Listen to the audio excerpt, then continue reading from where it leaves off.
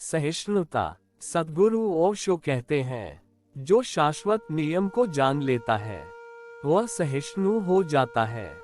He who knows the eternal law is tolerant। शायद यह कहना ठीक नहीं कि जो शाश्वत नियम को जान लेता है वह सहिष्णु हो जाता है।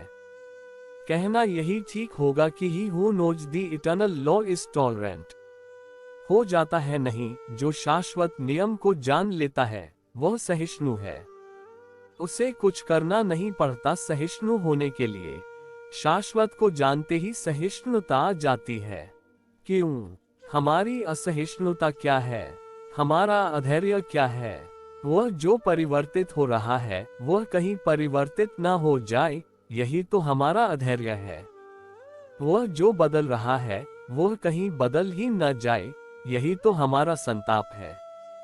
वह जो बदल रहा है वह भी न बदले, यह हमारी आकांक्षा है। इसलिए हम सब बांध कर जीना चाहते हैं, कुछ भी बदल न जाए। माँ का बेटा बड़ा हो रहा है, वह खुद उसे बड़ा कर रही है, लेकिन जैसे जैसे बेटा बड़ा हो रहा है माँ से दूर जा रहा है। बड़े होने का अनिवार्य अंग है, वह माँ ही उसे बड़ा कर रही है, अर्थात माँ ही उसे अपने से दूर भेज रही है। फिर छाती पीटेगी, फिर रोएगी, लेकिन बेटे को बड़ा करना होगा।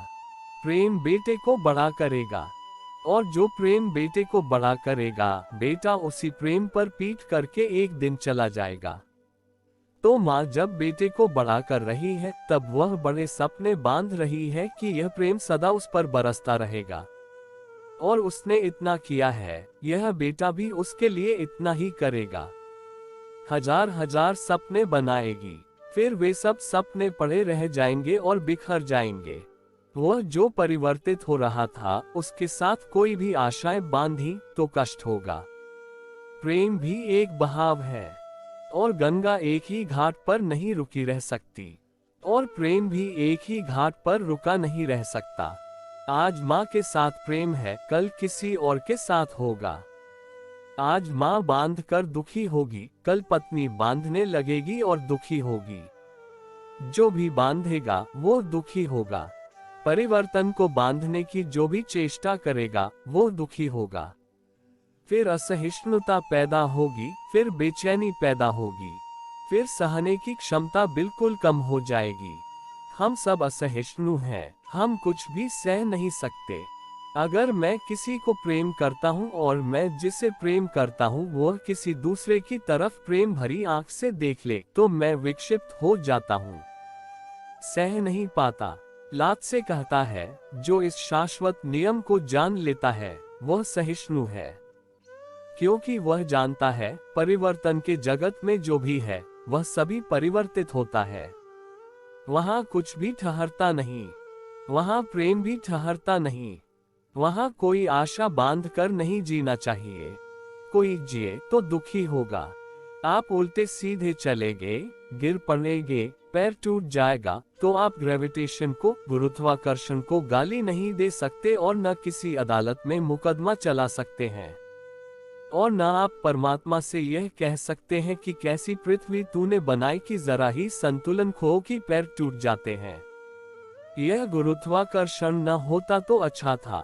गुरुत्वाकर्षण आपका पैर नहीं तोड़ता, नियम को न जानकर आप जो करते हैं उससे पैर टूट जाता है। आप संभल कर चलते रहें तो गुरुत्वाकर्षण आपके पैर को तोड़ता नहीं, बल्कि सच तो यह है कि गुरुत्वाकर्षण के कारण ही आप चल पाते हैं, नहीं तो चल ही नहीं सकेंगे। नियम को जो जान लेता है वह नियम के विपरीत आशाएं नहीं बांधता। जो जान लेता है कि परिवर्तन का नियम ही कहता है कि कुछ भी ठहरेगा नहीं, इसलिए जहां भी मैं ठहरने की इच्छा करूंगा वहीं कठिनाई और जिच पैदा हो जाएगी, वहीं ग्रंथि बन जाएगी, वहीं अड़चन खड़ी हो जाएगी। जो व्यक्ति शाश्वत को जान लेता है वह परिवर्तन को पहचान कर सहिष्णु हो जाता है। आज सम्मान है, कल अपमान है, तो सम्मान को पकड़ कर नहीं बैठता, जानता है कि सम्मान आज है, कल अपमान हो सकता है। आज आदर है, कल अनादर हो सकता है, क्योंकि यहाँ कोई भी चीज ठहरती नहीं और आदर स्थिर नहीं हो सकता। और अनादर भी फिर नहीं होगा। वह भी आज है और कल नहीं हो जाएगा। जब ऐसा कोई देख पाता है तो असहिष्णुता कैसी। आप कल मुझे सम्मान दे गए, आज गालियां लेकर आ गए। असहिष्णुता पैदा होती है क्योंकि मैं सोचता था आज भी सम्मान लेकर ही आएंगे। आपके कारण नहीं, आपकी गालियों के कारण कोई पीड़ा नहीं पैदा होती। मेरी भ्रांत अपेक्षा टूटती है इसलिए क्योंकि मैं सोचता था, मानकर चलता था कि कल जो पैर छू गया वह आज भी पैर ही छूने आएगा। किसने कहा था मुझे कि यह आशा मैं बांधूं? और इस बदलते हुए जगत में कौन सा कारण था इस आशा को बांधने का? कल का गंगा का पानी कितना बह गया, कल के आदमी भी सब बह गए, कल का सम्मान सत्कार भी बह गया होगा। 24 घंटे में क्या नहीं हो गया है। कितने तारे बने और बिखर गए होंगे, और कितने जीवन जन्मे और खो गए होंगे। इस 24 घंटे में इतना विराट परिवर्तन सारे जगत में हो रहा है कि एक आदमी जो मेरे पैर छूने आया था आज गाली लेकर आ गया। इस परिवर्तन को परिवर्तन जैसा कहने की भी कोई जरूरत है। जहां इतना सब बदल रहा हो वहां इस आदमी का न बदलना ही हैरानी की बात थी। इसके बदल जाने में तो कोई हैरानी नहीं है, यह तो बिल्कुल नियमानुसार है। लेकिन अगर मेरी अपेक्षा थी कि कल भी आदर मिलेगा तो मेरी अपेक्षा टूटेगी और वही पीड़ा और वही मेरा दुख बनेगी, और उसके कारण ही असहिष्णुता पैदा होती है। सहिष्णु का अर्थ है जो भी हो रहा है परिवर्तन के जगत में होगा ही इसकी स्वीकृति। जो भी हो रहा है, आज जीवन है कल मृत्यु होगी, अभी सुबह है अभी सांझ होगी, और अभी सब कुछ प्रकाशित था और अभी सब कुछ अंधेरा हो जाएगा। और सुबह हृदय में फूल खिलते थे और सांझ राख ही राख भर जाएगी। यह होगा ही। न तो सुबह के फूल को पकड़ने का कोई कारण है और न सांझ की राख को बैठकर रोने की कोई वजह है। परिवर्तन के सूत्र को जो ठीक से जान लेता है और अपने को उससे नहीं जोड़ता बल्कि उससे जोड़ता है जो नहीं बदलता। सिर्फ एक ही चीज हमारे भीतर नहीं बदलती है, वह है हमारा साक्षी भाव। सुबह मैंने देखा था कि फूल खिले हैं हृदय में, सब सुगंधित था, सब नृत्य और गीत था। और सांझ देखता हूँ कि सब राख हो गई, सुरत ताल सब बंद हो गए, सुगंध का कोई पता नहीं, स्वर्ग के द्वार बंद हो गए और नरक में खड़ा हूँ। सब तरफ लपटे हैं और दुर्गंध है, कुछ भी सुबह जैसा नहीं रहा।